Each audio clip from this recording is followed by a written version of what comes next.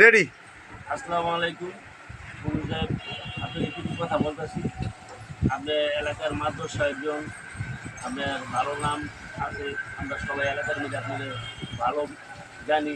এবং একটা বিষয় নিয়ে আপনার লোকের কথা বলতে চাই। এই যে আপনার বাড়ির সামনে দিয়ে যে অবস্থাটা হয়ে গেছে, এই অবস্থাটার জন্য আমি কিছু লোকের সাথে কিছু কথা বলি।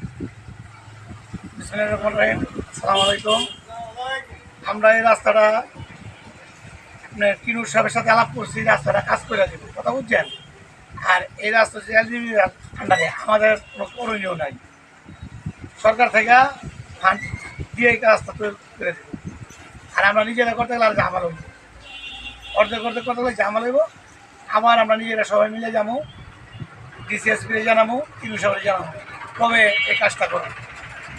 ওকে, আপনার যেমন দেখা যাচ্ছে এই যে রোডটা মানুষ চলাফেরা করে, রোড দিন চলাফেরার জন্য নামাজ টামাজ পড়তে যাবো, নামাজ টামাজ পড়তে যেতে পারে না, এই পানির কাটা লাগে, ড্রেনের ময়লা পানি শরীরে লাগে, এগুলো দিয়ে তো ময়লা পানি দিয়ে তো নামাজ টামাজ হয় না।